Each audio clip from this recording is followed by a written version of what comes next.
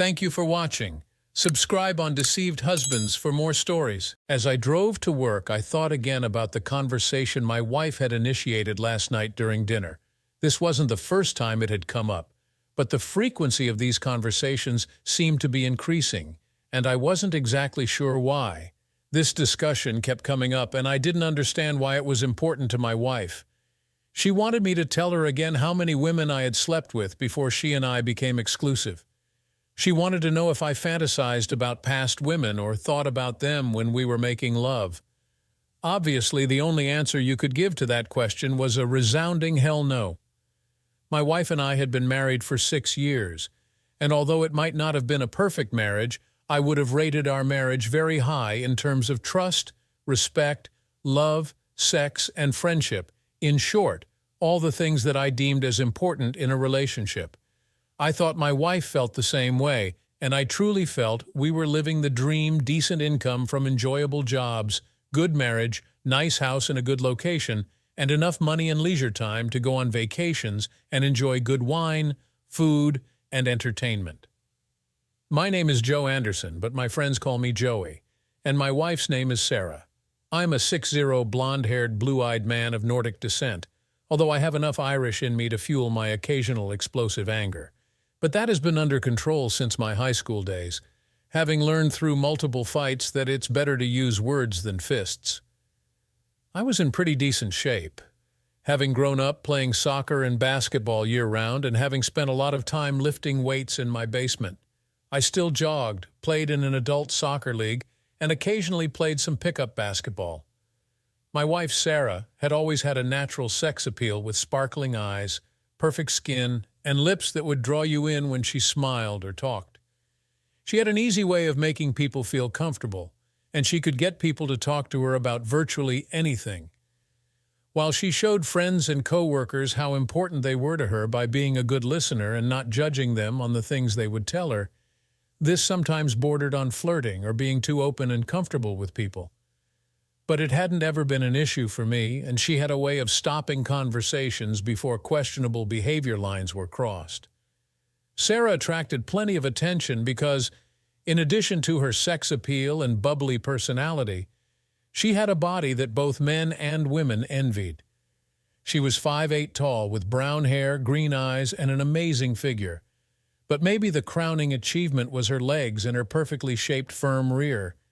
She spent 4 to 5 nights a week at the gym to keep herself firm and toned, and it was her main release and enjoyment outside of work.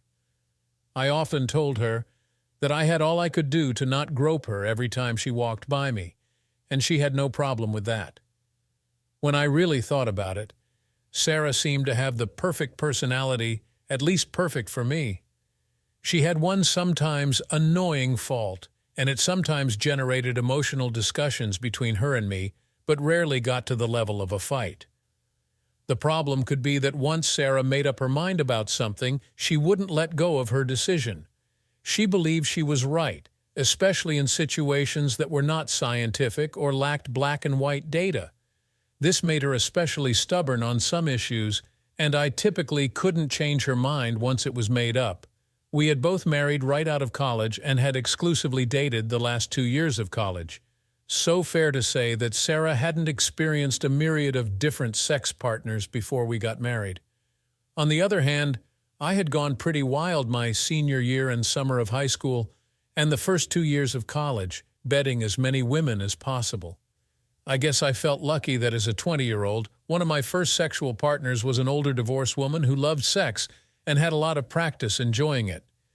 She taught me many things about pleasing a woman and about what really works in getting a woman to orgasm.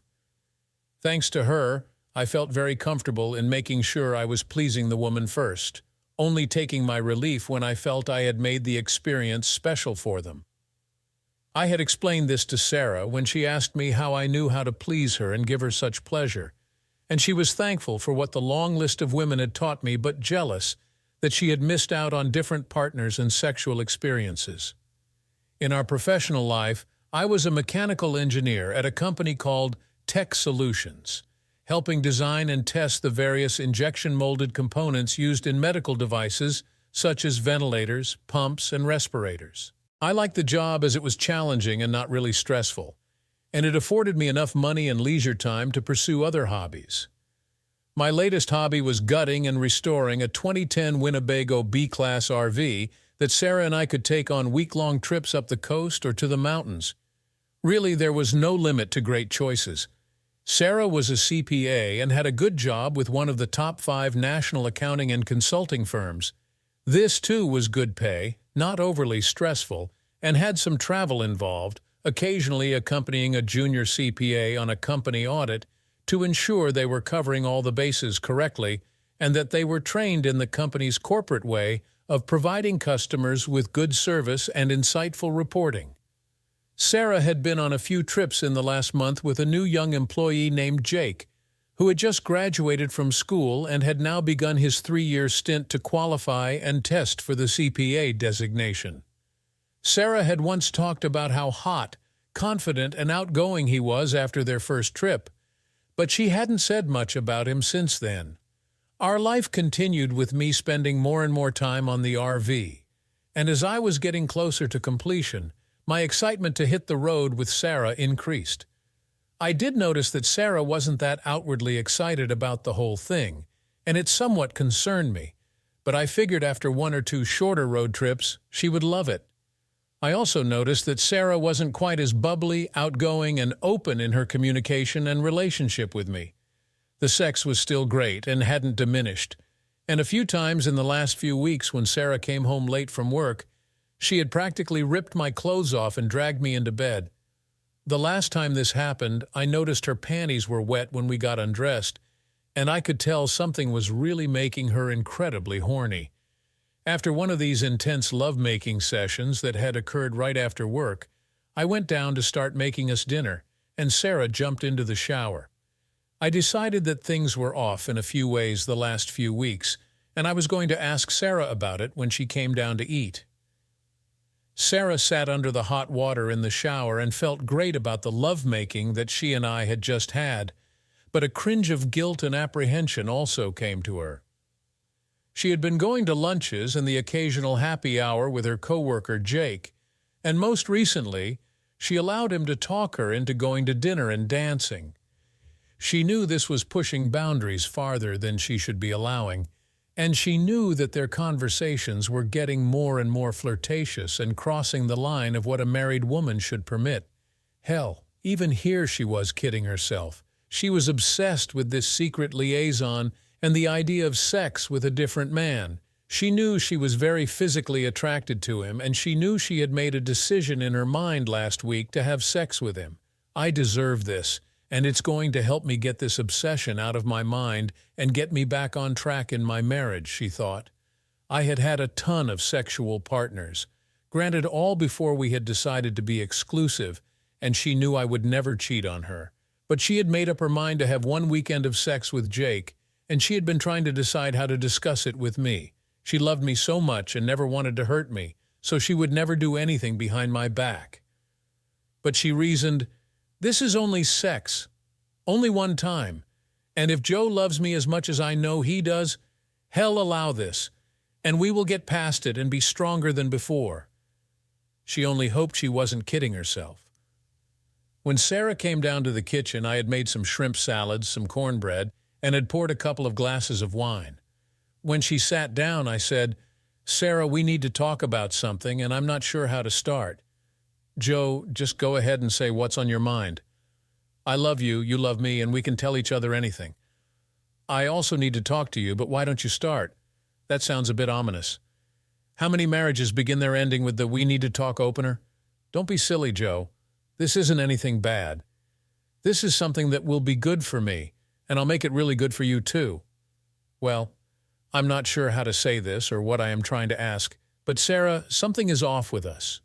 You haven't been as open and loving in the last several weeks as we normally are. Man, Joe, did you forget about the incredible lovemaking we just had? Sarah, I'm not talking about that, but since you bring it up, what made you so incredibly horny that you almost tore my clothes off? Sarah instantly got a bit terse, but also a look of concern and guilt crossed her face. Well, Joe, if you don't like me being that horny for you, then maybe it's your problem and not mine. I instantly noticed the defensive attitude and called her on it. Sarah, I see your look of concern and guilt, and your defensive attitude is obvious. Can't you see it? Can't you please tell me what is really going on? Do I have something to be concerned about with you? Sarah looked down and knew that she had let this conversation get off on the wrong foot, and she needed to grab control of it if she were going to be able to have a constructive discussion and a positive result in what she was going to ask. Joe, I'm sorry, that isn't what I meant to say, and I do need to tell you what's going on. I need you to know and remember that I love you and our life more than anything else. What we have is precious, and I am so in love with you, so please remember that as we talk. Sarah, now you've really got me worried. Are you having an affair? Are you cheating on me? Joe, how dare you say that? You know I would never cheat on you. I respect you too much, but I do want to talk with you about something, and I need you to listen to me and hear what I'm saying. When I'm done, you can ask me any questions and we can discuss it, okay? Honey, again, I'm going to remind you that I love only you and I want only you. I want to have kids with you, grow old with you, and always be your partner. What I'm going to tell you might be hard, but please listen to it all. Do you remember me talking about Jake, my coworker that I took a few trips with? Well, I have also been eating lunch with him, and we have also gone to happy hour and even to dinner last week. What the hell, Sarah? You said you weren't cheating on me or having an affair, and now you are admitting to one? I am not, damn it. It isn't an affair, and I have never cheated on you. But you promised to listen. Yes, maybe I have crossed the line by spending time with him and not telling you about it. I certainly don't love him, but we have been flirting, and the things we have been saying and sharing have been full of sexual innuendo. It seemed a bit risque, but still innocent. Only that changed when he told me that he wanted to make love to me. He is 7 years younger than me, extremely fit and handsome, and I have found myself totally infatuated with him. I jumped up in a rage. God damn it, Sarah! Are you leaving me? Do you love him? Are you sure you haven't already screwed him and this is a way to tell me? Sarah cringed at what she had said and how none of this was coming out the way she meant it to. Joe, no, I haven't screwed him or anyone else. That's actually part of the problem. But please listen, I love only you. Jake is just a kid. I could never fall in love with him. But you know that I have had only a few sexual experiences before meeting you, and I feel like I have been deprived of some of the experiences you got to sample before we were a couple. I kind of feel like I was cheated out of sowing some wild oats before you and I fell in love. And now, knowing that this young man that I am incredibly attracted to wants to screw me, I just can't seem to get it out of my mind. Today at work, Jake and I were flirting back and forth. And that is partially the reason that I was so incredibly horny when I got home and needed you to love me. I felt my pulse speed up and my skin flushed as I got an incredibly sad and shocked look on my face. This was not what Sarah wanted to see. She quickly tried to erase the last statement she made by saying, Joe, I didn't say that right. I love you, and making love to you is so much more than sex. It is the most fulfilling thing I have ever felt. But I can't get this young man out of my system, and I have decided to have sex with him and take this one-time opportunity to get my last sexual experience with another man before you and I decide to get more serious about kids, careers, etc. I feel like I deserve this, and I am asking you to let me have this. I have told you I would never cheat on you, and I respect you, and that is all true. And that is why I am asking for you to let me have this. But I guess I'm also telling you I have made up my mind to do this. Sarah was stunned to see me slump in my chair and to see the tears fill up my eyes and start to slide down my cheeks. This wasn't how this was supposed to go. It was only going to be sex just one time. It wouldn't mean anything. She had to convince him. Joe, I love only you. I only want to be married to you and grow old with you. This is only sex. It isn't love. It's only a one-time hall pass to have a sexual experience and get it out of my mind. And I swear that I will make this up to you for the rest of our lives if you just let me have this. I will never cheat on you. And that's why I am begging for you to allow me this one-time gift and proof of your love for me. I jumped up from the table and the hurt and anger in my eyes alarmed Sarah. I hoped she wondered if she had already done something to hurt our marriage and relationship. How could she possibly equate my approval as being proof of my love, I thought. What utter proof of my love for you, Sarah? Here is what I am hearing. You have already cheated on me. You are having an emotional relationship with someone from work. You have already talked intimately with this person, shared details about us and our marriage. You've gone to lunches, dinners, happy hours. It's already cheating if you ask me. Are you sure you haven't screwed him already and this is how you were trying to tell me you were having an affair? Besides, how will you make it up to me? Have more sex with me? Spend time with me? Shower me with gifts? Are you not supposed to do that right now? Joe, stop. It isn't an affair, and no, I haven't screwed him. But I will admit that I kissed him a few times after happy hours. Maybe it was the alcohol, but I have to admit the thrill of someone different turned me on. This is going to be a one-time sex experience, not an affair. I'll never love him, and he'll always love only you. But I feel like I need this, and if you loved me as much as I thought you did, you would give me this. Joe, it's only sex. It's not love. It doesn't mean anything, but I can't get it out of my mind, and I feel I need this. I don't know right now what I will do, but I will make it up to you. Sarah, I can't believe you can even ask me this. You have already disrespected me by having the emotional and sexually oriented relationship you started with this guy. You've already cheated on me by telling me you've talked about sex and the things you want to do with each other. You told me that you kissed him, and to me, that is as intimate as if you had screwed him. I guess I also can't believe how naive I have been. I thought you loved me as much as I loved you, but I would never hurt you, like you just hurt me. I don't even know if you understand how much you have already hurt our relationship and marriage. I thought I could always count on you and trust you. And now you have thrown that feeling out the window. Joe, stop. Quit being so dramatic. I do love you and only you. You can trust me, and that is why I'm telling you this. You shouldn't be hurt. This is just about me, not about you. It's just meaningless sex. Okay, Sarah, then maybe I'll go find myself some meaningless sex too, and you can see if you still believe that. With that, I stood up, grabbed my keys, and walked to the door. Joe, God damn it, grow up and come back here. This isn't a bad thing.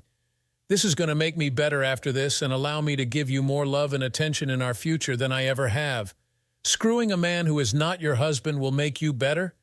Holy Sarah, you are really delusional right now. I don't know how you can believe what you are trying to sell.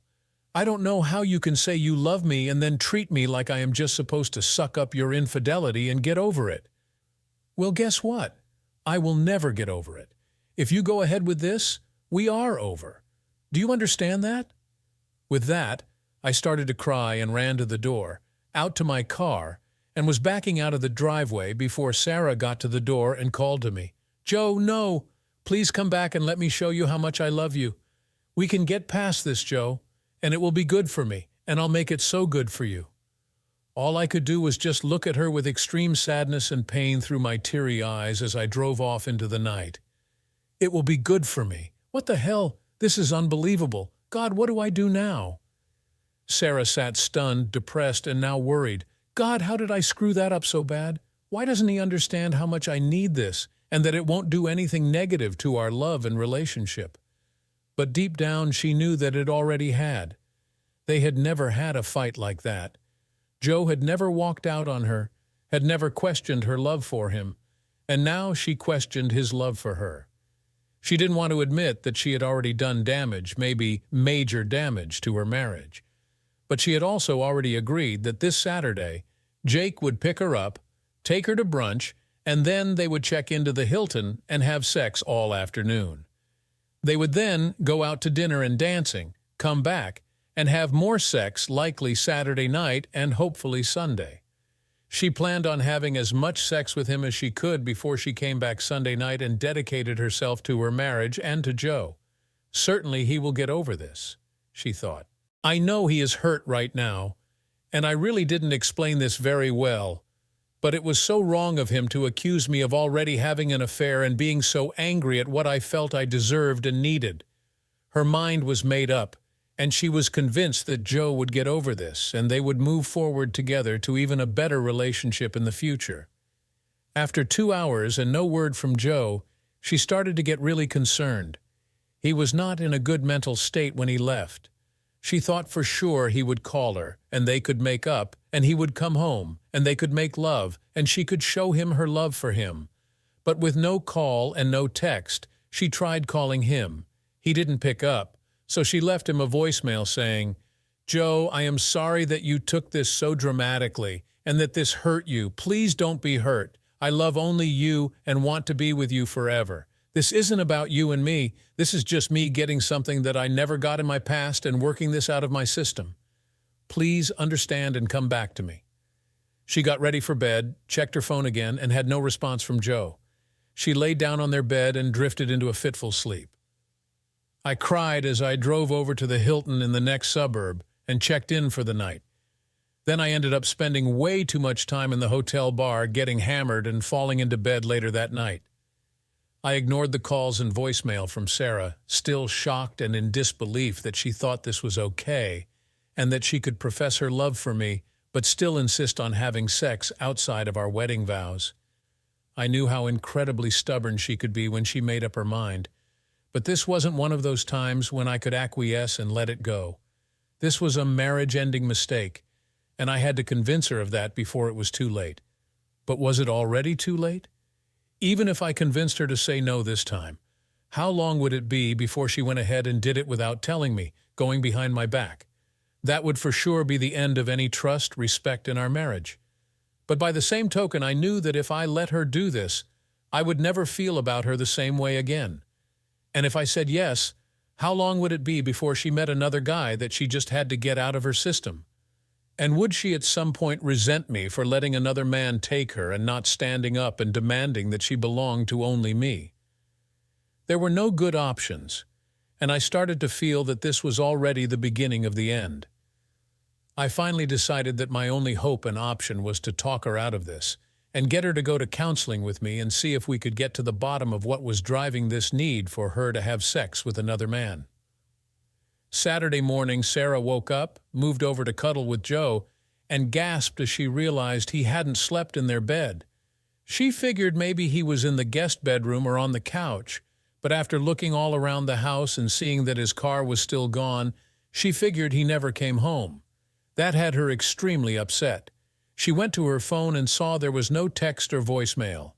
She called him, and he didn't answer, but after she hung up, she got a text back. "Sarah, I'll be home at 7:00 p.m. tonight. Please go ahead and eat before I get there. We have to talk more about this and have a serious discussion about our future together." Sarah looked and first thought, "God, Joe, quit being so damn dramatic." She was pissed, but she then started to worry about the message. Joe was telling her that maybe they didn't have a future together, which was the very last thing she ever wanted. She loved him and wanted to be with him. Why couldn't he understand that? She would have to make him understand tonight. Sarah went to work, and as soon as she sat at her desk, Jake approached her and said, "Good morning, sexy. You look good enough to kiss and cuddle, and I hope to be doing just that this Saturday. Are we still on? Did you tell your husband? Should I be worried?" "Jake, let me worry about Joe. He would never hurt a fly. He isn't sold on the idea, but he'll be okay, and yes, we are still on for Saturday, and I get very excited thinking about it." When he left her desk, that being said, Sarah texted Joe again.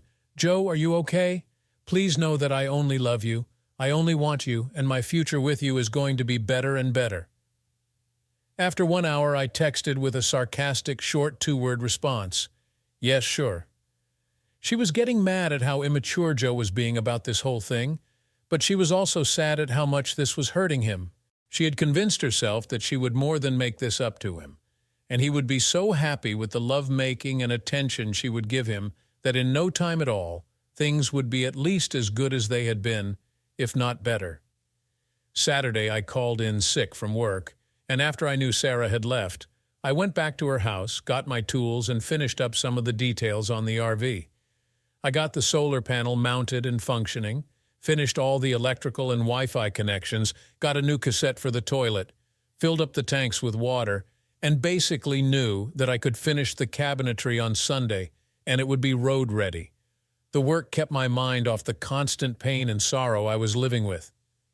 With 2 hours left until Sarah returned, I did some research on the internet about divorce, finances, counselors, and felt that I had a preliminary set of plans for either contingency that I needed to take. I then went around the house, made a list of everything that was mine that I cared about, and then had just enough time to head to the bank. At the bank, I canceled our joint credit card and opened one in my name only. I canceled our joint checking account and opened one in my name only. I prepaid the mortgage on the house for the next 2 months out of our joint account and then split the balance, with a check cut to her for $50 and my $50 going into my savings account. I then went to a pub that I liked, had a craft beer and a burger, and got ready for our discussion at home. Sarah came home about 6:00 p.m. and saw that Joe was still not home, and she couldn't tell if he had been home or not. She got herself a sandwich and tried to decide how to have a more positive discussion with Joe this time around. When Joe came in, she ran up to him and gave him a huge kiss on the lips, hugged him for a long time, and admonished him for leaving. "Joe, damn it, don't ever leave like that and not let me know you were okay. I know you were hurting, but I was so worried about you and needed to know you were okay. Joe, I love you, only you. I'll always love only you. You don't have to be hurting, Joe, because you and I are solid and together and always will be. So you knew that I was hurting, really, and you love only me? I wish that were true, Sarah, but I am no longer very sure of that. A week ago, I would never believe you could ask me for what you are now wanting me to approve, have an affair outside of our marriage, and ask me to accept it and then continue as we were before. It is inconceivable to me that you can tell me you love me and we will always be together and then ask for permission to commit adultery. Joe, don't you dare say that I don't love you. And it isn't cheating if you approve. And it is only sex and only one time. Quit being so damn dramatic and immature. Sarah, you want to hear about drama and being immature? I'm looking at the woman I loved as if she has been possessed by someone or something that I don't know. I am looking at her trying to convince me that she loves me and that I should accept her having sex with another man for a weekend and just go back to being the same couple and partners we were before. But I know that will never happen. We will never be like we were before. How the hell would you feel, Sarah, if I went out and got laid by someone else and told you it was just sex? That isn't fair, and you know it, Joe. You've had dozens of women and all kinds of sexual experiences in your past, and I didn't get to have any of that. And to answer you, no, if you went out and had sex with someone, then I would kick you out, and I wouldn't know if I could forgive you. And why should that be so different for me? Why shouldn't I kick you out, and why do you think I can forgive you? Sarah got teed and said, Joe, I couldn't live without you. I love you and always want to be with you. Sarah, or you wouldn't be proposing this. By the way, have you agreed to this already? Did you talk to your lover today and assure him that you would be screwing him before he knew it? God damn you, Joe. Why do you have to twist this? He isn't my lover. At most, he will be a one-and-done sex experience. And yes, I did talk to him, and this Saturday he is picking me up in the morning, and I'll be back Sunday evening. And on Monday, I will rock your world and be the sexiest, best-loving wife you could possibly hope for. You already were that, but you won't be that ever again if you go through with this. Sarah gasped at that and recoiled back to the kitchen and sat in a chair. She looked at Joe with a pleading in her voice and eyes. Joe, please know that I love you so much. Please, please don't let this hurt our marriage, our partnership. You are my husband now and always, my lover, my best friend, the one I want to father our children. You are my everything. God, Sarah, you are just not at all on the same planet I am. If all that were true, you would never consider what you are telling me you're going to do Saturday. This conversation is getting us nowhere. I'm telling you, if you go through with this, we are done. I'll be back on Friday night. Let's spend the night together making love and enjoying each other while we can. Joe, don't walk out on me again. We need to get through this. Please, Friday night, Sarah. I'll bring dinner around 7:00 p.m. What time is Jake picking you up Saturday morning? I'll tell him 11:00 a.m. But you don't have to leave. I would like you to meet him. Jesus, Sarah. Meet him? If I see him, I will literally kick the living hell out of him. Why would I possibly want to meet the asshole that is trying to destroy our marriage? Think hard about this before we meet on Friday. Joe, no, wait. Please don't leave like this. Tell me you're okay, that this isn't going to hurt us. Sarah, I will never be okay with you having sex with anyone other than your husband. If you want to have sex with anyone else, get a divorce and screw every man on the planet. Hell, screw the Martians. I would not stop you. And your so-called little request today has already hurt us more than you seem to comprehend. I'll make this one promise to you if you cancel this cheating affair and tell him you don't want to see him now or ever again. And if you promise to go to counseling with me to work on our relationship, then maybe we will be okay. If not, then I know we're finished. Tell me your answer Friday night and think hard about what you are doing to us. Joe, you asshole, don't give me ultimatums and don't walk out on me. Please, we will be all right. Even better after this. Yeah, right, pigs are flying. Jesus, you are unbelievable, I said, with my words dripping with sarcasm. I turned and walked out the door and turned off the voice recorder. I headed back to the Hilton and booked a room for Friday and Saturday night. I then called my boss and told him I had a family emergency and needed to take the rest of the week off, which he agreed to, but only reluctantly when I wouldn't tell him the nature of my emergency.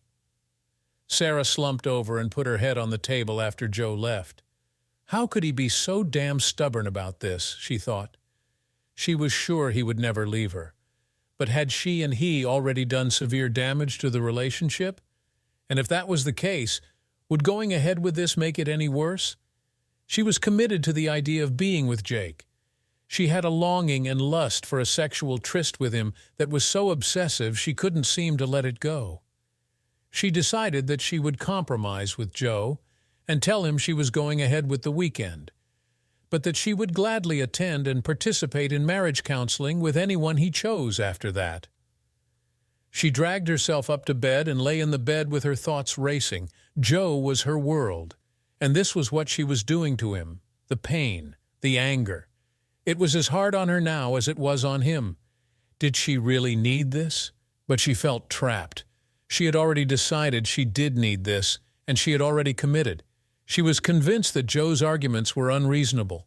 He had had dozens of women and could look back on all of those times when he was feeling restless or bored in the marriage. But she had never had that. This was just sex, just one time, and just for her. He needed to get over himself and get over this. Sunday, after Sarah left for work, I came back to the house and started moving all of the things I wanted, but that Sarah wouldn't notice missing into my RV. I also made a trip to the thrift store with all of the clothes that I never wore and wouldn't need. I brought all of the tools, sports equipment, and recreational items that I just didn't have room for over to my best friend Tom's house. I also gave him a couple of the pen and ink drawings that my uncle had done and that I knew Tom would appreciate. We then sat down for a beer, and I told him what was up and what my options were. Tom looked at me with an incredulous expression and said, "Joe, you've got to be kidding me. No way would Sarah do that to you. I've never seen a woman so in love with a man as Sarah is with you. Are you sure this is what you want to do? Maybe she has a concussion or something is wrong with her. I'm not sure of anything. I don't know what is up, what is down, what is right, what is wrong. My whole world has been blown up in the course of 1 week, and it's as if Sarah is another person. I just don't get it. But I know that the love I have for her is already under attack and gets weaker with every pitiful excuse she makes for why this will be so good for our marriage. She has gone crazy. Can't you forgive and forget, get some counseling and get over it? Hell no. I've told her we can do that if she doesn't go screw the guy, but if she does, I don't see any way back from that. I've tried talking her out of it. Now I'm going to see if I can give her so many orgasms and such great sex Friday night that she will listen to reason. It's really my last chance at this. Good luck, man. Let me know if I can do anything to help. I mean, not with the orgasms, but anything to ease your pain and help you out. I hate to see you guys hurting like this. You were my role model that made it seem like a strong and healthy marriage is possible. Well, I guess both our bubbles have been popped because I could never see this coming in 100 years. I'm doing everything I can not to go beat the living hell out of the guy. Well, Joe, if nothing else and worse comes to worse, let me know. and I will definitely help you out with that payback. Okay, I'll think about it. We'll take care. By the way, I'm getting a new phone and number, and I'll text it to you so we can keep in touch. Later, brother. Keep calm and hang in there. I then drove to the Verizon store, got a new phone and number, and changed our current plan to Sarah's name only. Finally, I went back home, took the RV for a maiden test run, and was pleased with the results. I finished up the cabinetry, went and got new license tags and insurance, and was ready to go. I went into our home computer, cleared out all of my personal emails, documents, and basically rid the office of any of my past life. I composed an email to all of our family, friends, relatives, and coworkers to explain Sarah's actions and my response. Basically, if I couldn't talk her out of this, I would explain to them that she'd decided to have an affair. She could use the lame excuse that it was only sex outside of our marriage, had asked me to approve, and although I had begged her not to and told her it would end the marriage, she went ahead anyway. I prayed to God I would never have to send this, but if worse came to worst, I wanted to make sure people understood what had really happened. I also attached the voice recording from the other evening. Friday, I went ahead with a discussion with a divorce lawyer and was told that with our incomes being comparable and with no kids, it would basically be a 50-50 split of all assets. The only thing that was a bit uncertain is if she would get half of my 401k plan, which I had contributed heavily to and had over $150,000 in tax-deferred accounts. She was on a defined pension plan, so it was hard to predict how that would play into the divorce. I decided that I had worked my butt off for that money, and instead of losing 50 of it to a cheating wife, I would take the 40 tax hit and pull the money out before any divorce happened. This would wait until the weekend was over, as I still hoped I might persuade Sarah to wake up and stop this nightmare. I had done what I could, and as Friday approached, I felt our future, our marriage, and my love for her were all in the hands of Sarah, and I could only pray she would make the right choice. I bought some shrimp, swordfish, and a Caesar salad on the way to the house and started up the grill. I put a couple of bottles of white wine on ice and mixed up a batch of gin and tonics and waited for Sarah to get home from work. She was excited to come in and see me in the kitchen preparing our meal. "Thank God you came home, Joe. I missed you so much, and I hate it when you aren't home with me. You have to promise me to quit doing that. You love me. I love you. We need to be together." With that, she approached me and was a bit surprised and very happy when I took her into my arms and gave her a long and tender kiss. "Sarah, why don't you go up, catch a shower, and put on something sexy? Here, bring a GT up with you to start this celebration, and as soon as you come back down, I'll get the food on the grill, and we'll enjoy a nice dinner. Maybe it will be the last dinner, but tonight is a celebration of what our marriage has been. Joe, quit talking like that. You upset me when you question our marriage. I am starting to get annoyed. I've told you over and over that I love only you, will always love only you, and that this isn't something about you. It's strictly something about me that I need to get out of my system. Sarah, we've been over and over this. Please, let's rest that conversation for now. Drink your GT, shower, and we can eat and get on to the enjoyable part of our evening." "Okay, mister, but I expect you to stick around tonight and not leave me in a state of anger and not leave me worrying if you are okay or not. I'll be back wearing something that shows you how much I appreciate you and want you forever." With that, Sarah went upstairs and hopped in the shower. When she came back down and I turned to greet her, I couldn't help but let out a gasp. Or was it a moan? Sarah wore a French maid outfit with a little white cap and tight white blouse, low-cut enough to show most of her assets and show her midriff. She had on black thigh-high silk nylons, a short skirt that stopped well before the top of her nylons, and 4-inch stiletto heels. "My God, Sarah, you're incredibly sexy, and you look absolutely stunning. Well, I want you to see just a peek of what our next several weeks will be because I bought a variety of outfits that you're going to enjoy just as much as this one. Now, let's get that food on the grill. I am hungry, but I really want to finish and get to dessert," and she gave me a wink. We rushed through dinner, finishing off the GTs and drinking 3/4 of the first bottle of wine when I just couldn't wait any longer. I lifted her into my arms, carried her upstairs, and laid her on the bed. She quickly reached for my belt and zipper, but I stopped her. "Tonight is for you, Sarah. I am going to worship your body and make our lovemaking tonight so memorable that you will understand how good we are together and why we should only belong to each other." We do belong only to each other, honey, and that will never change. Please just make love to me tonight and let's get beyond the stress of the last few days and submit our love for each other. We made love that night. Once she was done, she gasped at how totally satisfied and spent she was and drifted off to sleep. When Sarah woke up, it was 8:30 a.m., and she knew it was time to get up and start getting ready. Jake would pick her up at 11:00. She had a mixture of guilt, anxiety, and lust when she thought about this. After last night's lovemaking, she wondered for a minute what the hell she was doing. How could anything be better than that? But her stubborn mind felt she was committed to this, and she had to follow through. I was already up, and she could hear me in the kitchen, and she could smell bacon, eggs, and coffee. She put on her robe and came down to the kitchen to see me. "Joe, last night was incredible, and that is what I see in our future. I love you so much, and thank you for last night." I didn't respond, but finished up on the eggs and asked, "Sarah, do you want anything? I better not eat now, Joe, but thanks. I need to get ready, and Jake and I are going out at 11:00, so I'm going to save my appetite for that. I need to run to the bathroom and shower and get ready. Please stay here so we can hug and kiss goodbye for the weekend. Sarah, I will not beg you anymore. I would just ask you this for the last time. Are you sure that you want to go ahead and have sex with a man who is not your husband?" "Joe, stop. This is just one-and-done sex. It changes nothing about my love for you and your love for me." I just looked at her in pain and sorrow and shook my head, saying, "I won't leave until I tell you goodbye." Sarah flinched at my pain and at the way I said that. It seemed more like a parting, an ending, and she shuddered at the thought. "Joe, I love you, and this is going to be okay, you'll see.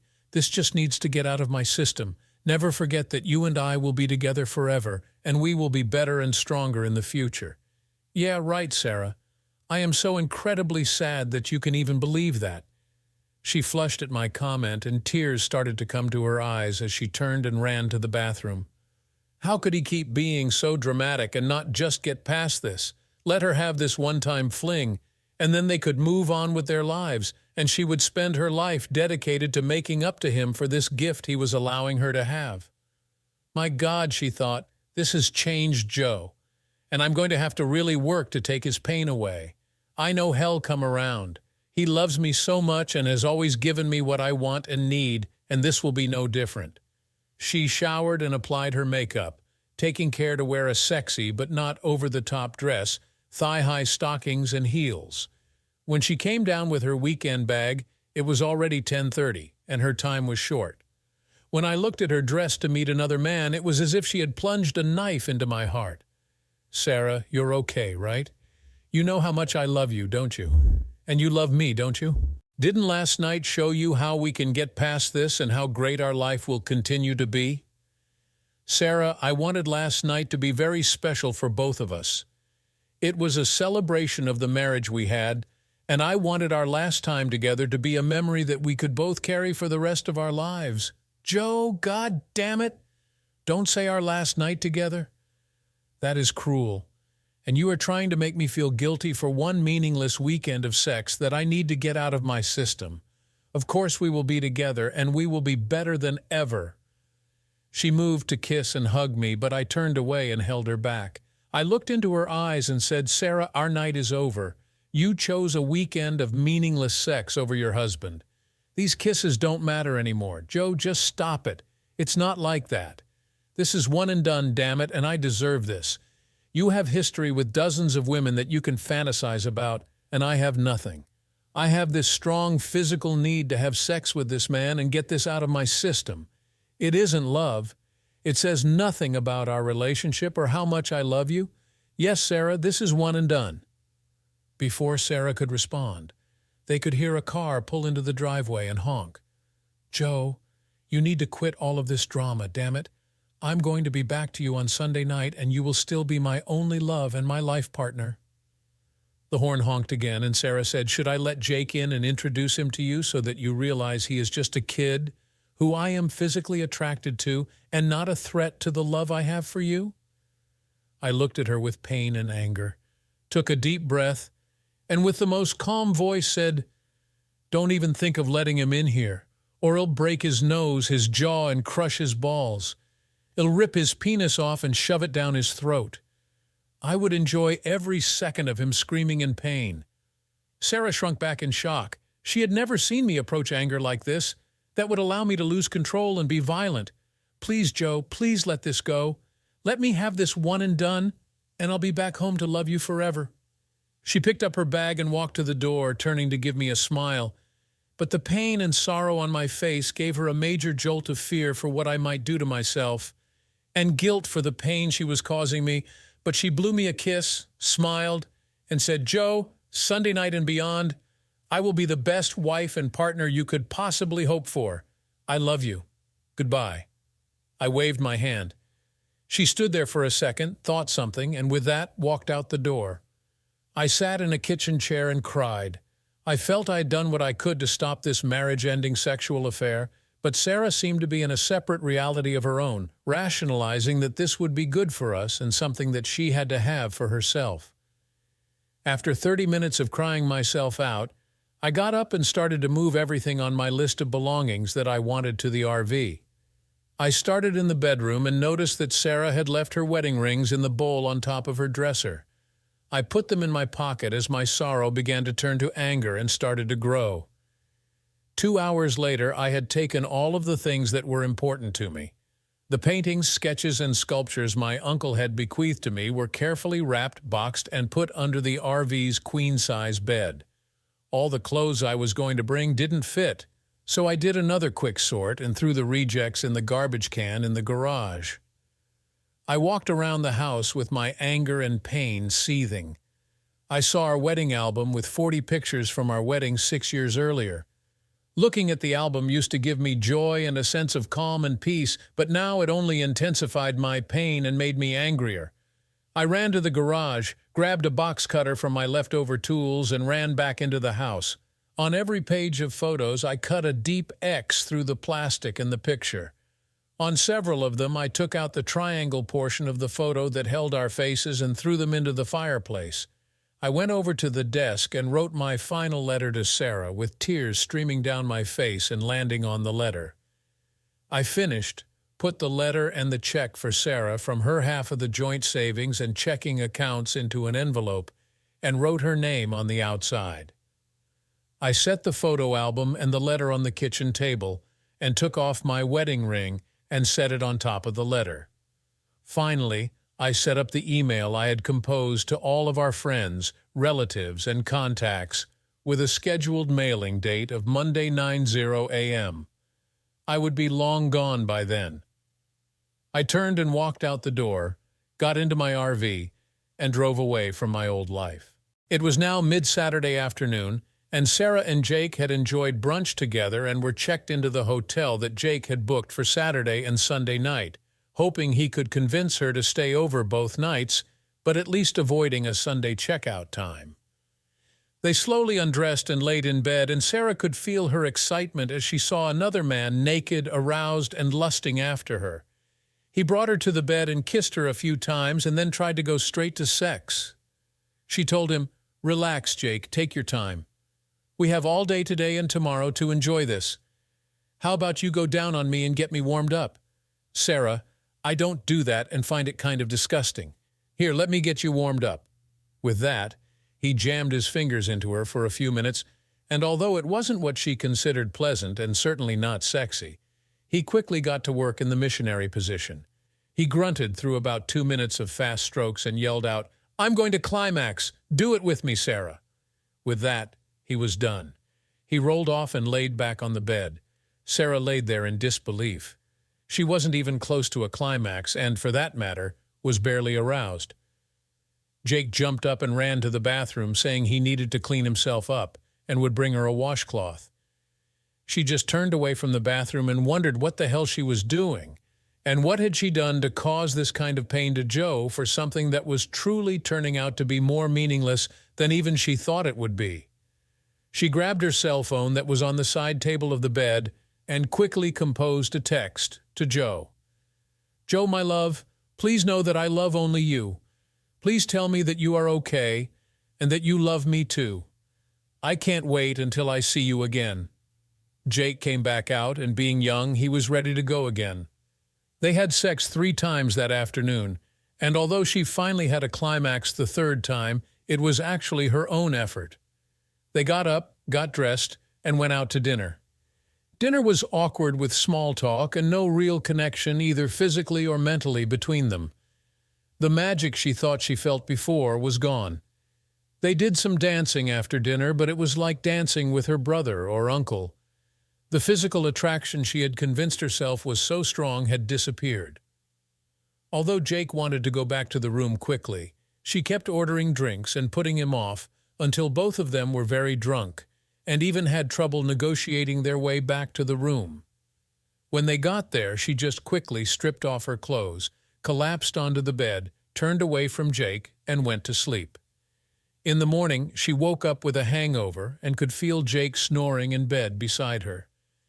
She decided that the damage of the weekend was already done, so she should give it one good try again to see if she could have any memorable sex with the young man.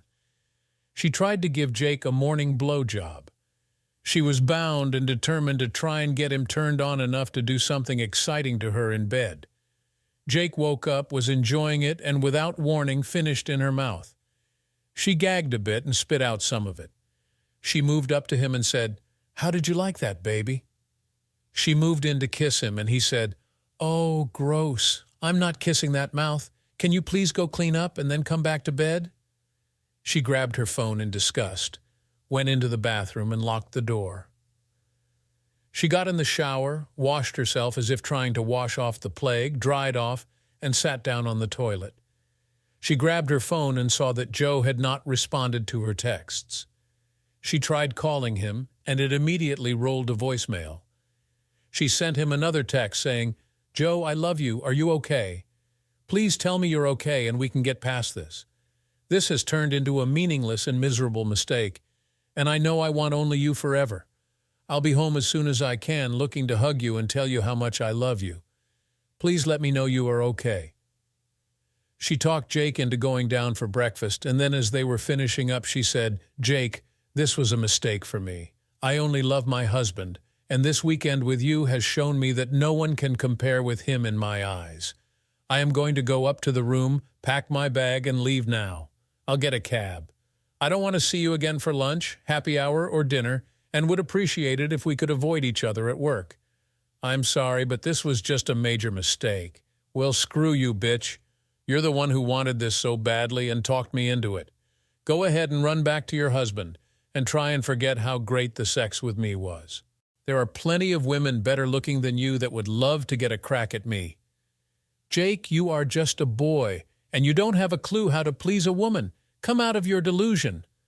With that, she walked up to the room, packed her things, and left. Sarah grabbed a cab and got home around 3:00 p.m. on Sunday. The first thing she noticed was the big RV that had taken up half of the driveway was gone. Wow, I guess Joe actually got that thing finished, and he must have decided to go for a test drive or an overnight trip.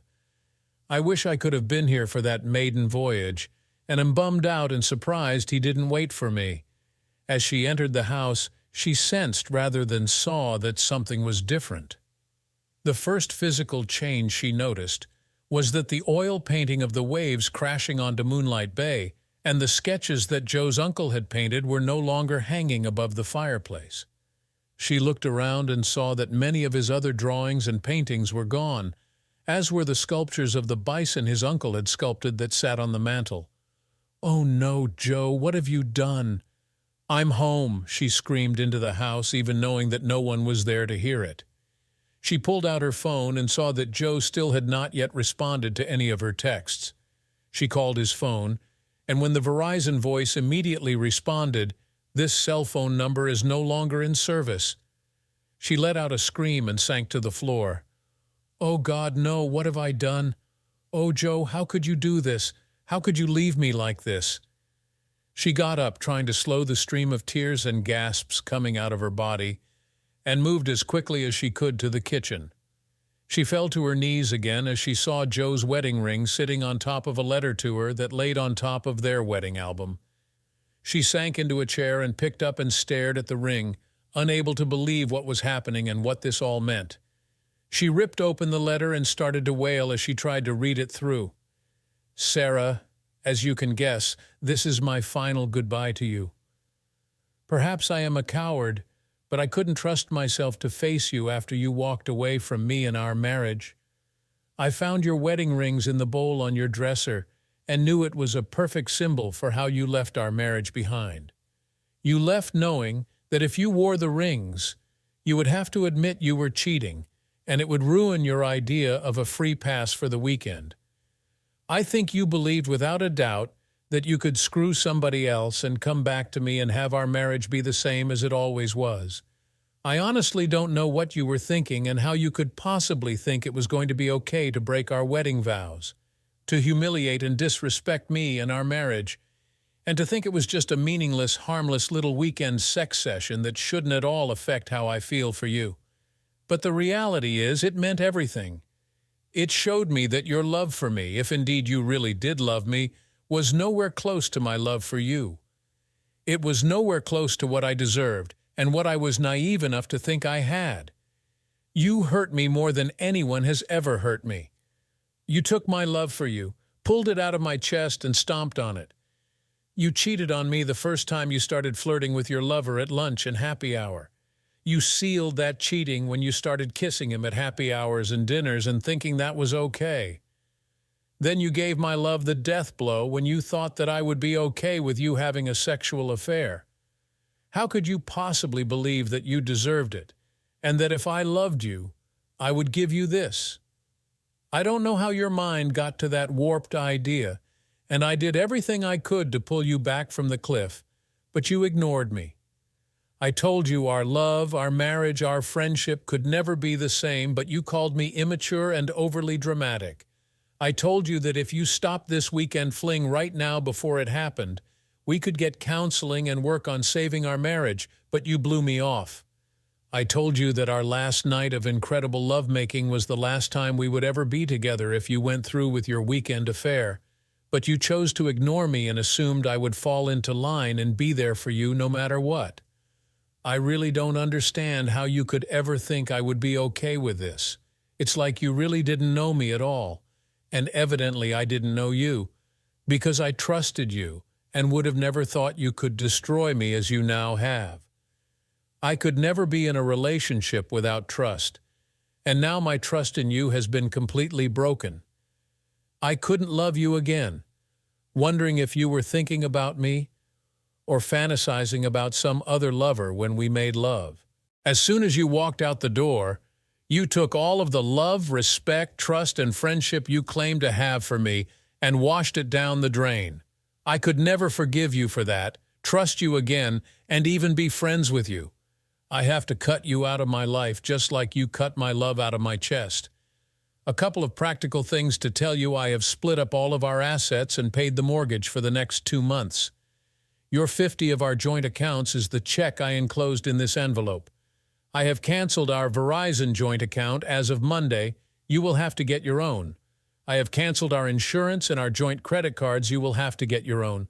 I have taken my name off the mortgage and written a quitclaim deed to you, putting the house in your name.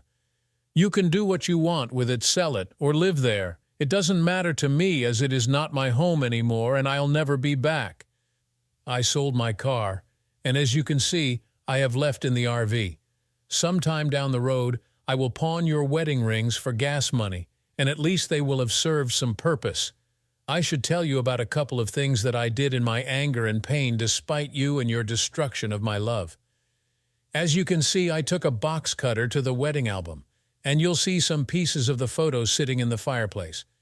Go ahead and burn them. It's as fitting a cremation of our marriage as any. I also have penned an email to all our friends, relatives, co-workers, and contacts telling them about your decision to go outside of our marriage and cheat on me, and my decision that I can't tolerate that, and I am leaving you. You have a day or two to get your story together on how you want to spin it, but just maybe you can start your new life by taking responsibility for what you have done. The good news for you is you now have my permission to go ahead and screw whoever you want, to have all the sexual experiences or affairs you want.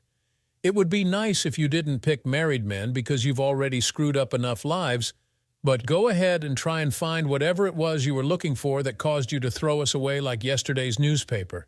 You can divorce me, sell the house, move, do whatever you want to do. I don't care, and I will leave that all up to you. Should I be lucky enough to find a woman that actually does love me the way I deserve, then perhaps I'll worry about a divorce. I have quit my job, cashed out my 401k, and the only plan I have right now is to never see you again and to take a left out of the driveway when I leave. Other than that, I guess I'll forge out a new life and hope to leave your memory in the rearview mirror. Goodbye, Joe. Sarah had to read through the letter several times to really believe this was happening. She could see Joe's tear stains on the sheets as he wrote it. She got up, saw the damage to the wedding album, and could barely make it to the sink before she threw up and nearly blacked out. My God, what have I done? How could I have been so self-centered and stupid? How could I destroy the only man I'll ever really love? I had it all and gave it up for the worst. Most pathetic sex with an asshole that only wanted to get in my pants and didn't know what to do when he did. Sarah crawled to the couch in the living room, got on it, and curled up into the fetal position and cried herself out before falling asleep. She couldn't believe that she had been so stubborn and so fixated on her lust to try a new sex partner that she hadn't heard or believed all of the warnings and ultimatums that Joe had given her. She had destroyed her life in a matter of a few weeks, and she now knew she would pay the price of her betrayal for the rest of her life. Joe ended up driving to the banks of the Mississippi and decided to follow it from Minneapolis, Paul down to New Orleans.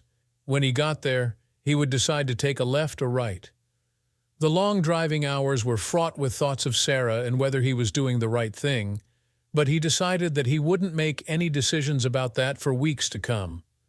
At this point, he couldn't even see being friends, much less marriage partners. But if his anger left him and if he got to the point where it was more important to him to be with her than without her, he would maybe open up a communication dialogue with her. But he gave it less than a 25% chance of happening, and it would be a long road back. Sarah had to go through the humiliation and pain of explaining her ridiculous state of mind and reasoning about having a sexual fling to her parents, relatives, and friends. She could tell that every single one of them would never understand her reasoning or take her side.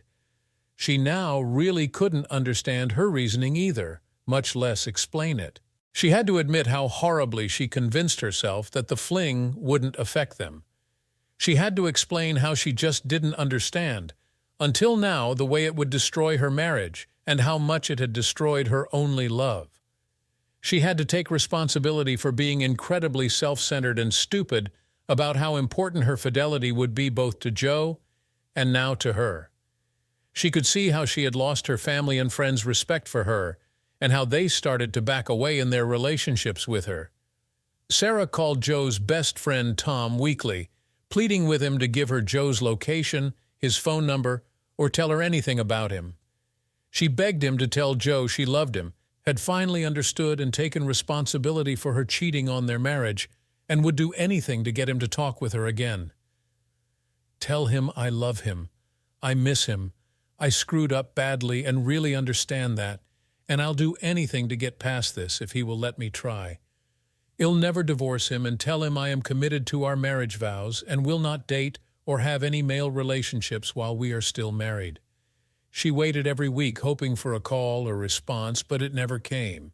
She quit going out with anyone, led a lonely and solitary life at work and at home, and prayed that something would eventually bring Joe back to her, and she would be waiting for him, faithful to their marriage.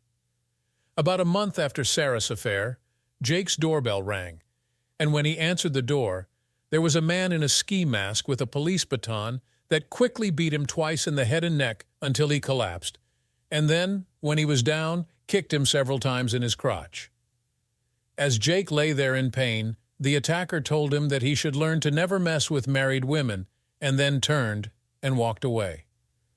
As time moved on, both Sarah and Joe would think about what happened, and both of them could never really answer the question of how could she think this was going to be okay. 3 years later, Sarah was still waiting for Joe, but he never came back. One morning, Sarah was about to leave for work, and a man came and asked her name. Once Sarah confirmed her name, he handed her an envelope. "You have been served." Sarah did not cry, did not react, and just stood there. She let out a small smile and said, "All the best, Joe. I hope you have a wonderful life." As we conclude this heart-wrenching tale, we witness the devastating aftermath of betrayal and its profound impact on those involved. How could one decision unravel so many lives? Share your thoughts on whether forgiveness is ever possible after such a betrayal. Don't forget to like, share, and subscribe for more compelling stories. Until next time.